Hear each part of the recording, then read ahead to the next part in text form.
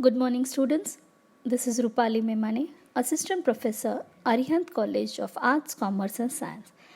Now, today's lecture will be of operators. In the last lectures, we have seen what are data types and what are variables in Java. So, in today's lecture, we are going to learn operators in Java, the types of operators in Java, precedence and associativity of operators. We will also be learning loop control in Java and what are the types of loop control. So to start with, what are operators in Java? Operator in Java is a symbol which is used to perform operation. For example, say you have simple arithmetic operation like plus, minus, multiplication, division, etc. An operator is a character that represents what action has to be performed. Now, in Java, you have got variety of operators. These are the types of operators you find in Java. You've got arithmetic operators, unary operators, assignment operators, relational operators, logical operators, ternary operator, bitwise operator, and shift operator. We will see some operators in detail. Let's begin with arithmetic operators. Arithmetic operators are used to perform mathematical operation. Like you have addition which adds values on either side of the operator. For example, a plus b will give you 30. Similar manner, you have got subtraction, multiplication, division and modulus operator. Modulus operator divides the left hand operand by the right hand operand and returns the remainder. Again, you have increment operator which increases the value of operator by 1. For example, b plus plus gives 21 if the initial value of b is 20. Similar, you have the decrement which decreases the value of operator. Second operator are relational operators. Relational operators specify or give you the relationship between two operands. For example, if you want to compare two operands, we use the equal to operator.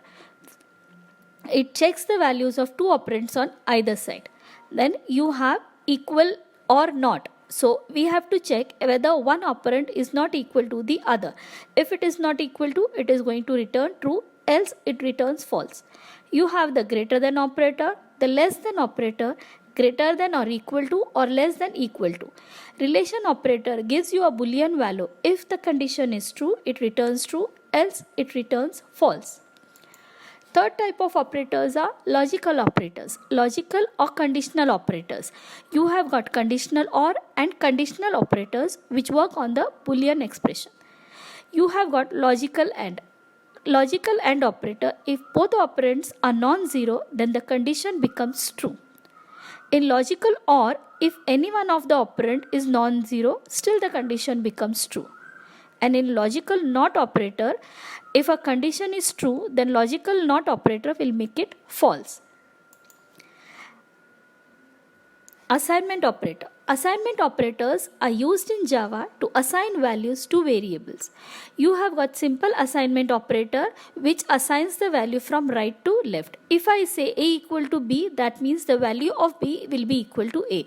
Or if I say a equal to 10, that is 10 value has been assigned to the variable a. You have got AND operator, it adds the right operand to the left operand. You have subtract AND which subtracts the right operand from the right. Similar fashion, you have multiple AND, divide AND, modular AND, left shift AND, right shift AND and bitwise AND. We will be looking in all these operators when we do the practicals in Java, wherein we are going to have programs and examples with all the arithmetic, logical, relational and assignment operators. Now we see how is the precedence and associative of the operands. You have got, if you have a postfix, the expression, the associativity will be left to right. This chart shows you the different precedence and associative of the operators. Proceeding further, we go on to the loop control. A loop statements allow us to execute a statement or a group of statements multiple times. Let's say you want to repeat action in your program, you use the loop control. So the loop control will check for the condition. If the condition is true, what the code it has to execute, and if the condition is false, what exactly it has to do. Proceeding further, we will see what are the types of loop. In Java, you have got three types of loop: the while loop, for loop and the do while loop. To begin with, the while loop. A while loop is a control flow structure that allows code to be executed repeatedly based on a given Boolean condition. So in the initial stage, it will check for the condition. If the condition is true, it will loop or it will iterate, else it will come out of the loop. This is also called as the entry control loop, as the condition is checked at the beginning of the loop. You have the for loop. Now for loop provides a concise way of writing the loop structure. For statement consumes the initialization condition, the increment and the decrement in a single line. If the condition is true, it will execute as many number of times as you have given the increment or the decrement loop. Now, how are you going to decide when you use the while loop or the for loop?